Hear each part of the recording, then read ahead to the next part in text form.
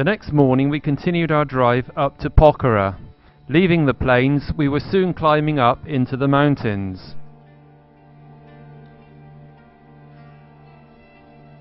Our journey was becoming ever more spectacular as we gained altitude.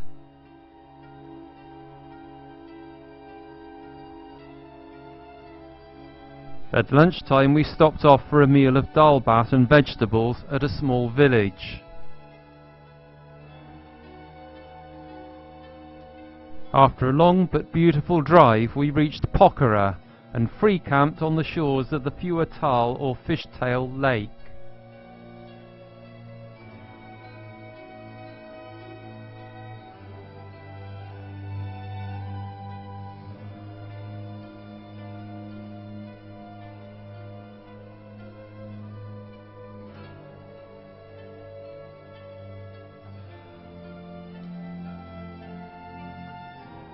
The next morning we set off for Kathmandu, a full day's journey to the east.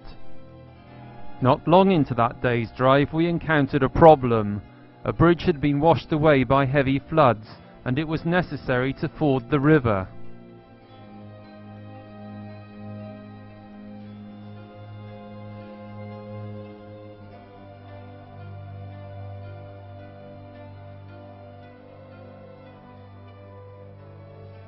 The road to Kathmandu often ran alongside a river, and we saw several of these rope bridges that enabled people to cross to the other side. Arriving in Kathmandu was a bittersweet experience. Sweet because we had reached our destination. Well, most of us had, although we had lost 3 of our original passengers along the way. Bitter because it meant the breakup of our little group, and farewell to the bus and Tim the driver. This was our farewell meal after 7 weeks together on the road from the UK. But overall it was a great feeling to have completed the journey, and there was still lots to explore. Hiring a bicycle was the best way to get around the city and the surrounding area.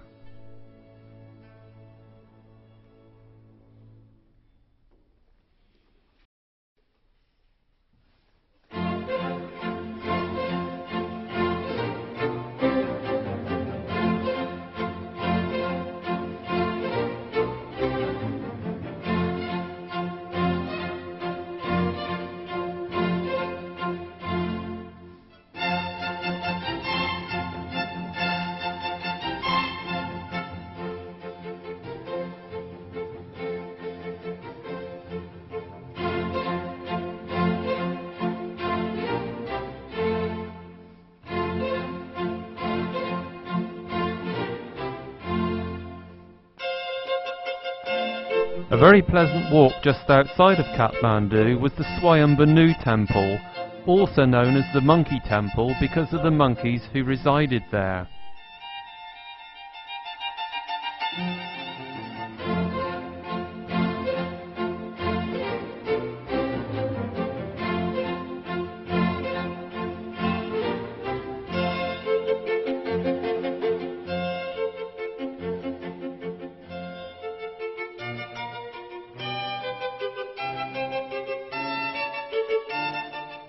This vantage point from the temple provided a great view of Kathmandu. My original plan had been to fly on from Nepal to Thailand, but events were to change my itinerary. Tim, the driver of our bus, needed to get back to the UK for the birth of his first child, and to cut a long story short, his plans had been scuppered due to the trouble in Afghanistan. So I offered to co-drive the bus back to the UK with him, cutting the journey from 7 weeks to 4. And so it was that I was lucky enough to do the whole journey again, and without any cost, as Tim paid for my airfare back to Nepal.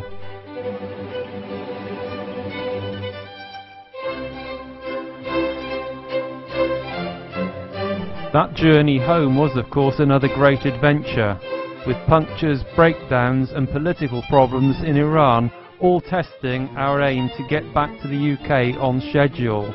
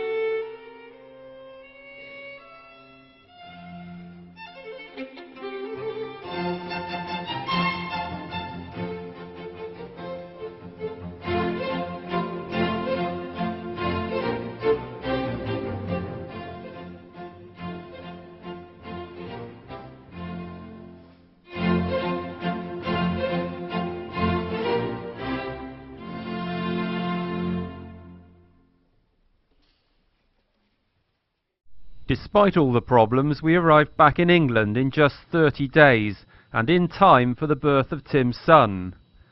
It had been a journey that I will never forget.